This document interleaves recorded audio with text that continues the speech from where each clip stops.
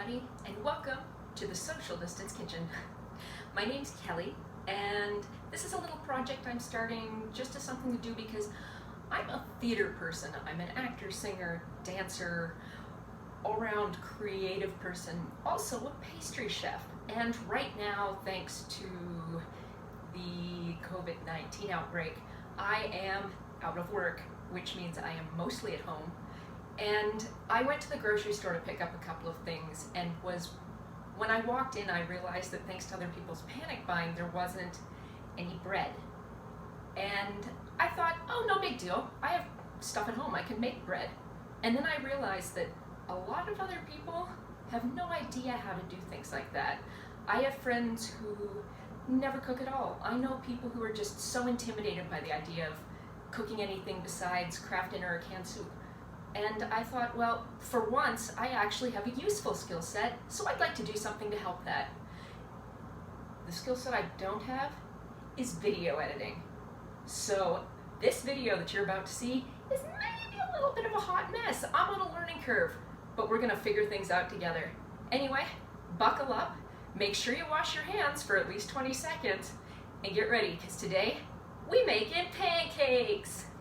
So let's talk dry ingredients. This one's easy. We've got a half a teaspoon of baking soda, a teaspoon and a half of baking powder, and if you don't have both, you can do just 2 teaspoons of baking powder. It'll still work. This is a half a teaspoon of salt and 2 tablespoons of sugar, and last but not least, a whole cup of flour. So I'm just going to mix those together, and that'll be your dry mix, just like what you would get in a box if you were buying a box of mix at the grocery store. Now that our dry ingredients are together, let's move on to wet stuff, which is also easy. This is just a cup of milk, and you can also use any non-dairy milk here if you would prefer. 2 tablespoons of either oil or melted butter, and an egg.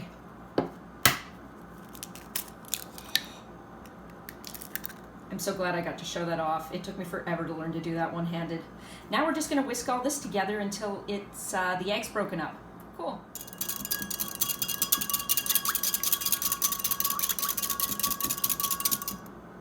Easy.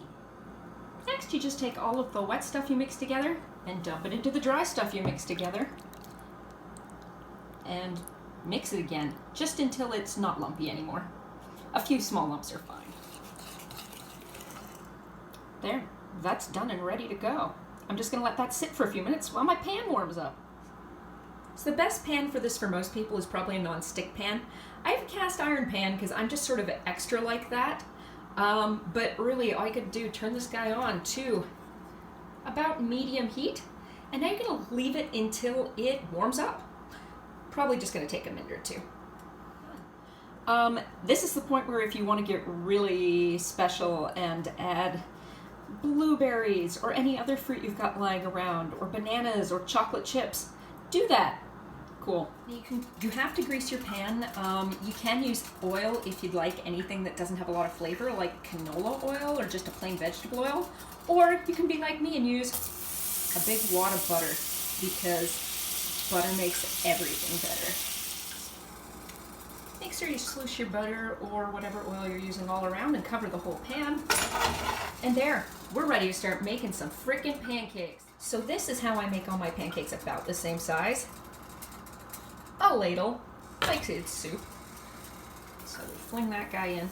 Just a warning, the first pancake almost never turns out, so if your first one comes out just dreadful, don't panic. That's what always happens. Anyway, yeah, basically, once your pan's hot in oil, you throw in a bit of dough, and you stand there and you wait.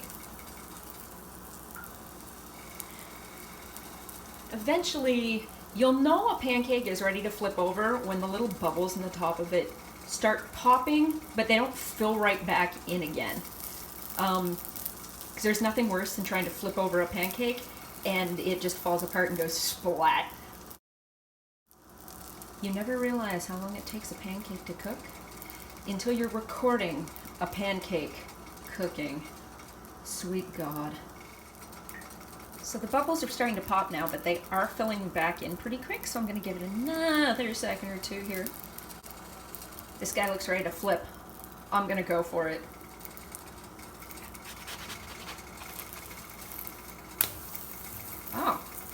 Wow, that actually doesn't look so bad for a first pancake. I'm a little stunned.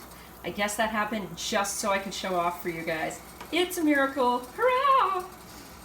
Okay, I'm gonna step away for 2 seconds just to grab a plate to throw this onto when it's done.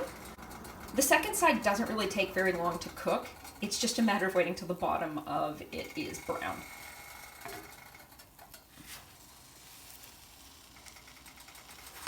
And look. See? Quick, painless. You've got a pancake. You don't have to re-oil the pan. At this point, you can just go on making them.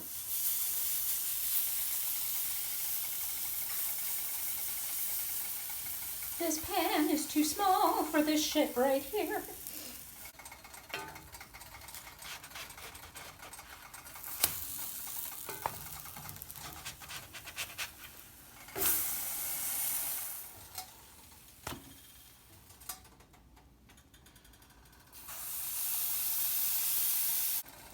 Mummy pancake. Baby pancake. Yeah. The separation of conjoined twins is always a terribly difficult matter. Let's begin.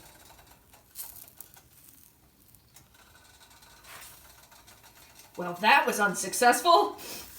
Fudge! Whatever. Made a mess. Still a pancake. The last pancake. So incidentally, even if it seems like you've made a ton of pancake dough and you can easily double that recipe if you need to, don't worry about having leftovers, because even if you don't eat them all, pancakes are something that you can pop in a Ziploc, stick them in your freezer, and 2 days from now, just heat them up in your toaster, and they will be perfectly yummy.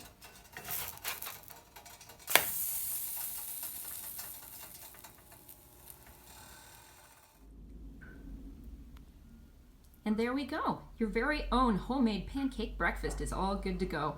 I'm going to leave some notes on this video with things like handy substitutions for eggs if you can't have them, and also how to try and do a gluten-free. I haven't done that, but I know how in theory.